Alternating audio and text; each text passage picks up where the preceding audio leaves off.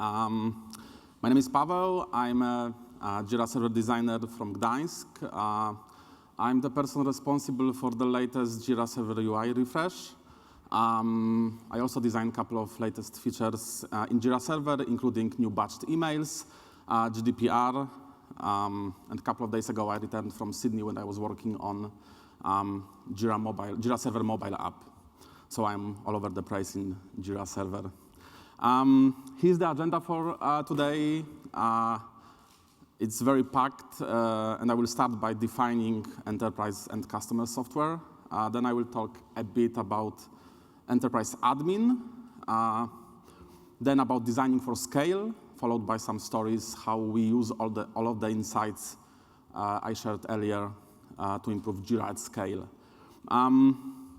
Building apps with enterprises in mind is a very vast topic, and I have to be very open with you. I will be just scratching the surface. So this talk is about giving you some pointers and to show you and to encourage you to dig deeper. Okay, to be on one page, let's define a couple of things first. Starting with an enterprise. So an enterprise is a company organized for commercial purposes. It's pretty generic, but this is the truth. This is the definition. And actually, enterprise is a company, every company. It doesn't mean a big company. It also doesn't mean a company of a specific industry. And I did this presentation twice already at Atlassian internal conferences. Don't make photo of this slide, please. Because I did this presentation twice, and at both times, everyone who attended assumed I'm talking about big enterprises. So this time, I would like to be more specific. I will be leaning towards associating enterprises with big companies. So if we are talking about software and enterprise, in this context of these presentations and Jira, Confluence, and our future, enterprise means big. So there is one more definition to cover, pretty important one. Enterprise software is a computer software used to satisfy the needs of an organization rather than individual users. What could those needs be? Financial health, growth, innovation, strong partnerships, teamwork, making a difference in the world, but also being efficient and secure. So even by the definition, the very idea of enterprise software appears to contradict the idea of user-centered design, where we put a user in a center, pun not intended. And if you open a browser and search for articles about designing for enterprise, you will be presented with two different types of opinion. Some people will try to convince you that designing for enterprises is not different than designing for consumers. And as you can imagine, the others will argue completely different. Now, who's right? And I will answer as a seasoned UX designer, it depends. The distinction between designing for consumer and enterprise applications has rapidly narrowed over the last couple of years. Designers of enterprise started using UX patterns and best practices from consumer apps.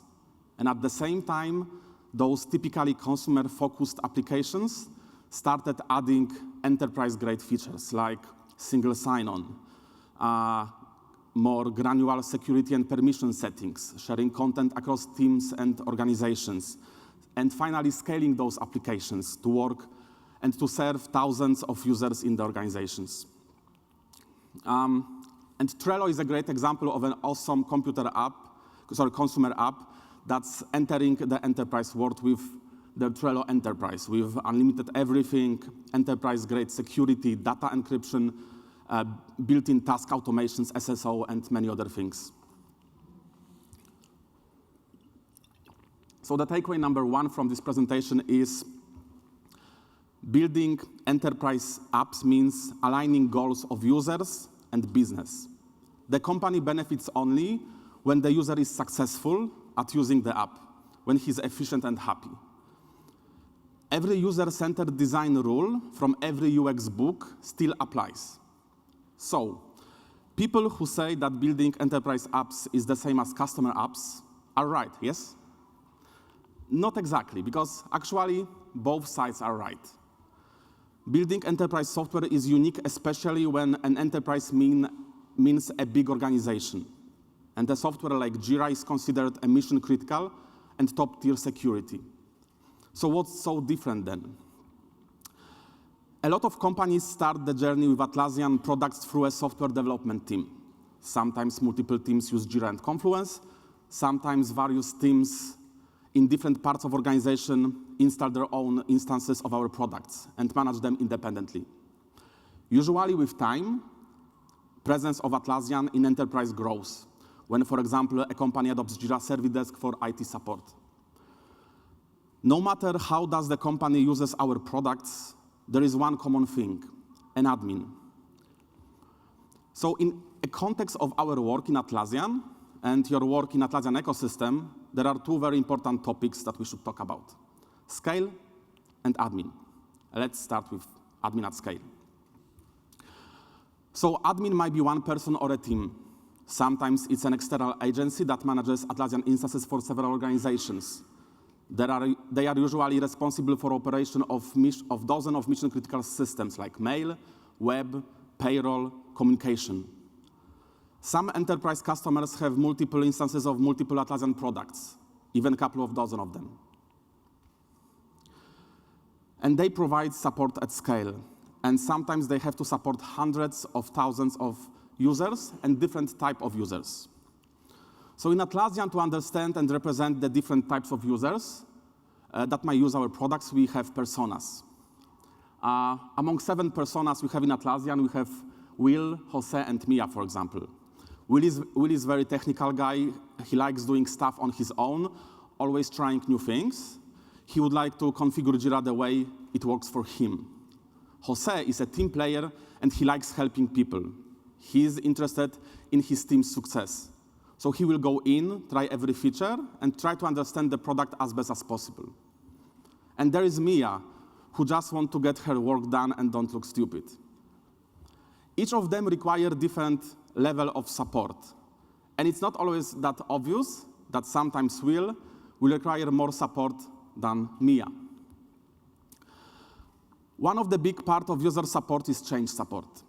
In a customer software world, especially in SaaS, constant change is a part of scenery. Ship fast, experiment, kill features that aren't successful. This is not a story of enterprise. For enterprise customers, change, particularly UI change, is costly. And it's not even about a sentiment or a change aversion. It's sometimes about money.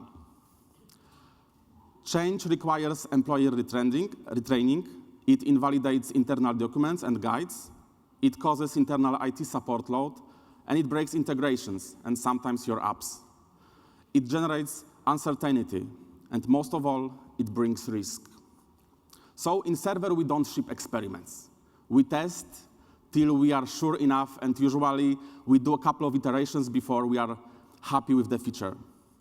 That was one of the reasons why we didn't introduce vertical navigation in Server. Finally, it's an admin who decides through product updates and feature flags when to introduce a new feature.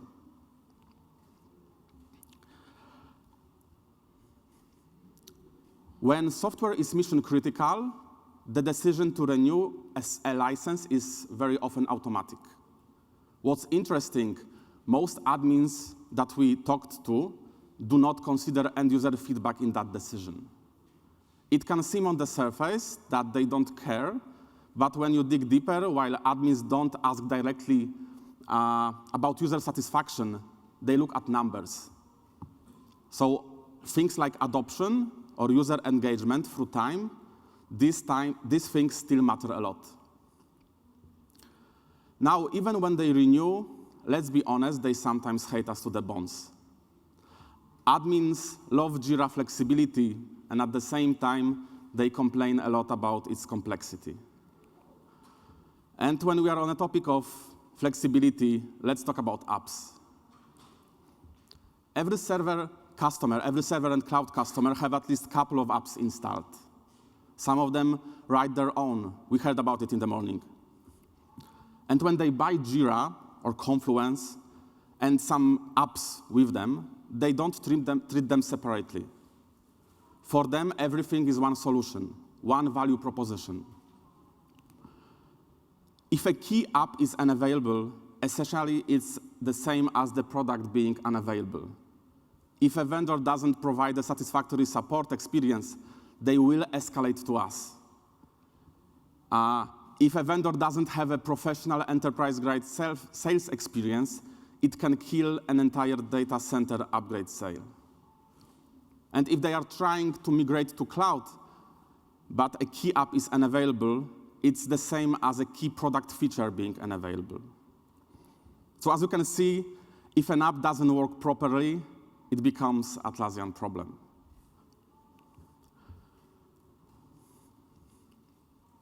And even if they love us very much, if we release a fuck-up, we'll lose their trust. And believe me, admins have a very long memory. Long story short, 3 years ago, probably some of you remember that, we fucked our customers big way. In Jira 7, we changed how distributed caching worked. Some of you probably remember that. Basically what happened, some of these instances of our biggest customers stopped working soon after the upgrade. And when they rolled back to 6.4, they lost some of the data. Now, we patched it very quickly, we released updates, everything is okay right now. But because we fucked up in the past, the biggest customers are not updating often and never to the newest version. And every time I speak to a customer at Summit or during a customer interview, they always remind me after about this fuck-up of Jira 7.0. And last but not least, they expect upfront quality. The reason is very simple. They want the risk of upgrading be as minimal as possible, even zero. Every single release that goes out of the door in Server right now must be enterprise production quality before it ships. We recently delayed huge releases like 7.13 and 8.0 by weeks for suspected performance regressions. Ultimately, it turned out to be false alarms, and it was painful at the time, but it was the right thing to do. So, based on what I just told you in the last couple of minutes, we could define admin needs as this. They are more interested in stability for the whole organization and probably less interested or aware of new features. They want to achieve that at minimal cost, which is not just about the money. The cost might be their time or company resources. Seems easy to answer those needs, isn't it? But when you compare it to the needs of an end user, you get this big rift in the middle. End user is going to be interested in customization for the benefit of their own team.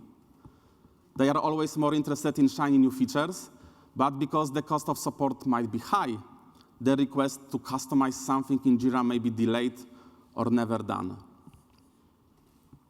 So if you look closely, there is a clear conflict of interest between admins who struggle to keep the app stable and end users who want to be free in modeling, for example, their processes and projects in our tools.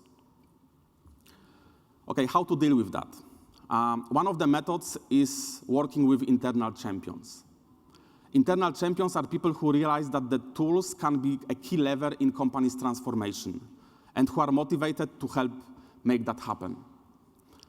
Champions sometimes are admins of Atlassian products. Sometimes they just help managing some things in Jira or Confluence. Sometimes being an Atlassian champion in an enterprise is a formal role. Internal champions are interface between IT admins and end user. And they very often come to summits or meetups. And they are usually very engaged and they want to talk to us. So that's why I highly recommend or encourage you to take part in meetups and conferences and talk to those people because they have like a lot of knowledge about how our products and apps are used. But what if we don't have internal champions.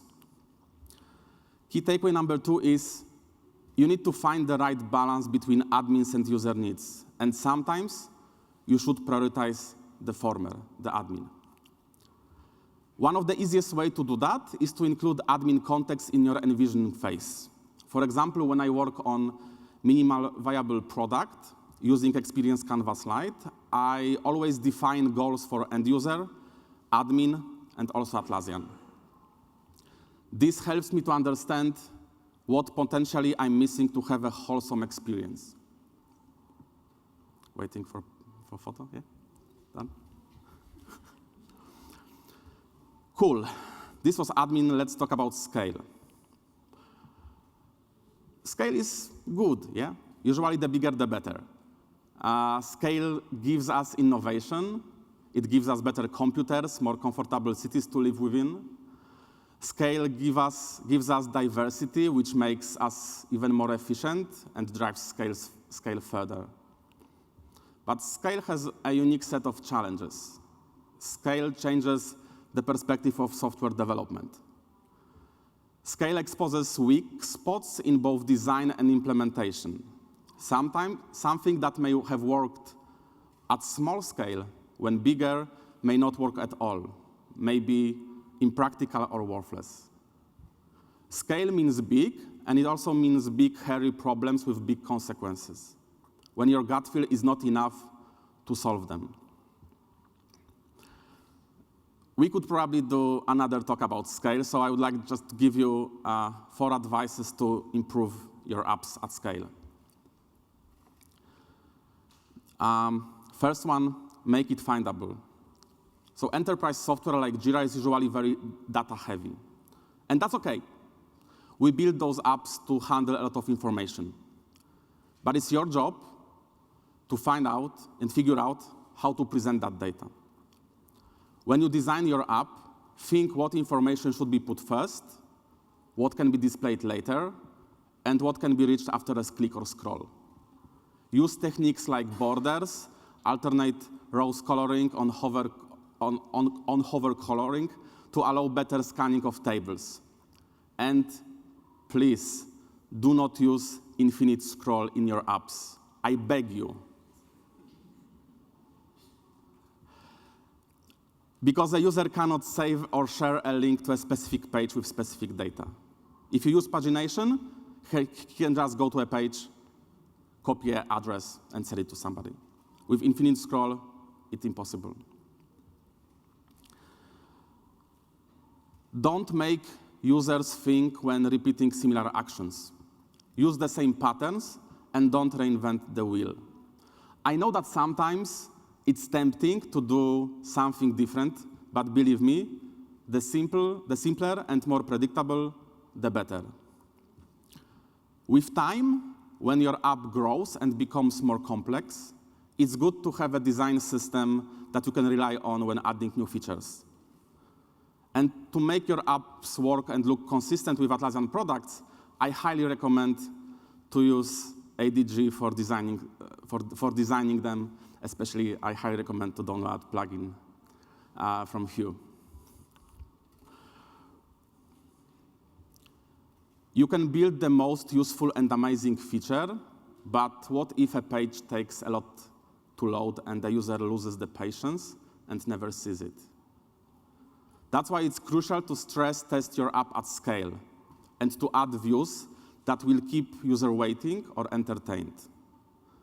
You can replace standard loading page with a skeleton, and don't be afraid of timeout states.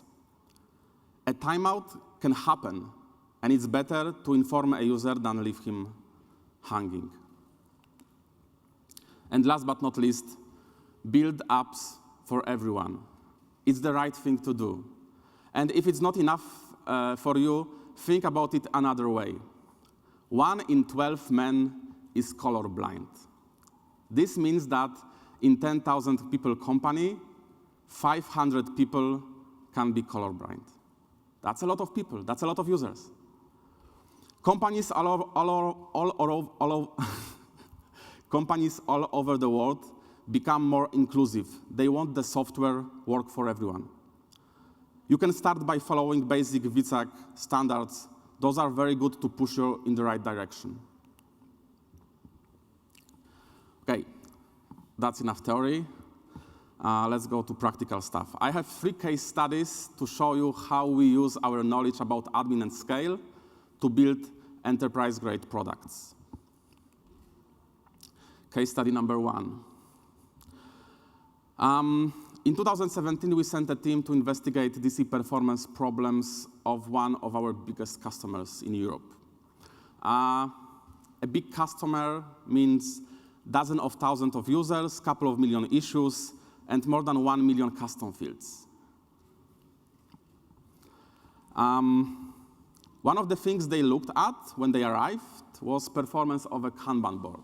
They were terribly slow.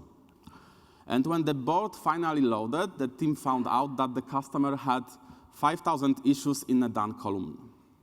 Usually in a Kanban board, you are supposed to use the release feature, like in the top right corner, to clean your done column from time to time. And they weren't doing that. So the column grew and grew. So we made large boards faster by making them smaller, by introducing a limit. Nowadays, we limit Kanban boards to display resolved issues only if they were edited in the last 2 weeks. And actually, this project made, so by decreasing 10K issue board to 1,000 visible issues, the time to load a board decreased from 30 to 4 seconds. And that got us thinking, what else could we do? And this is how the project 3 Seconds in Agile was born. The goal of this project was to load, as you can imagine, boards and backlog in less than 3 seconds. We looked at Jira front-end code, and we improved a lot of things, but we also looked at it from usability perspective. For example, we added a vertical split to a backlog. So we are nowadays hiding most of the issues in the backlog and load them on users' request. So the takeaway number 3 would be corner case. So users will bring your product to its needs at scale. It's your responsibility to build safety mechanism. Corner case is not only about first visit or empty state or showing 100 elements. It's sometimes about displaying 1 million elements or a situation when 1,000 users are trying to access the same piece of information at once. And many times, you just need something very simple like a fuse in your electrical system.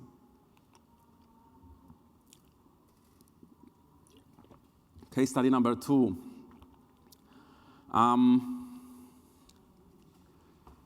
In Jira 5.1, we introduced in 2012, we introduced Inline Edit, one of the most loved features for some users and hated by the others, mostly because of some security concerns. In general, it's considered a very useful feature that improves your efficiency of working in Jira. So you come to a issue, you see something has to be updated, you can update it without going through a whole chain of clicks and screens. But it also had a downside. It generates tons of emails. And it was one of the main reasons why people were struggling with email notifications. So in Jira 8.0, we released batched email notifications that instead of sending multiple emails for each edit, it groups notifications in a 10-minute window. Who of you already upgraded to Jira 8? Sorry? Upgrade to Jira 8. Did you turn on the feature? Does it work? Awesome. So this is also a very good example of server iterative approach to bringing value to customers. Over a couple of releases, we improved the look and feel of the emails. We added an option to set frequency of the emails, and I think with Jira 8.4 released yesterday, we turned the feature on by default. So takeaway number 4 is the feature you are building may have unintended impact that at scale becomes painful or even make a product unusable. Case study number 3. Jira is a hoarder, but it's kind it's kind of how the thing works, yeah? You have 20,000 employees who store tasks in Jira, work on projects together, comment, discuss, create components, epics, subtasks, tons of data. With growing scale, those performance issues evolve into disstability problems. And basically, it's as simple as this. Smaller data set means faster results. Keeping Jira clean and healthy is one of the biggest challenges for every admin. That's why in Jira Server, we started building features that help with that problem. And one of those is archiving that we introduced in Jira 7.10. We started with archiving projects, then components, and now you can archive even a single issue in a long-running project. Issues that are archived become read-only and are removed from index, therefore no longer appear in search, which makes your Jira faster. So the takeaway number 5 would be help admins keep their Atlassian products lean. It's as much your job as theirs. Oh, I'm almost finished with 27 minutes. That's fast. But we have a lot of time for Q&A, but let's summarize first. Try to align goals of users and business. Don't be afraid to prioritize admin if it's needed. Remember that the scale will expose shortcomings of both design and code. But don't worry, there are ways to mitigate it, and we have a lot of best practices that will help you avoid that. And use design systems like ADG to design your apps and avoid those scale problems. And to finish on a positive note, I hope this presentation will help you build great apps that scale and scale your app business too. Thank you very much.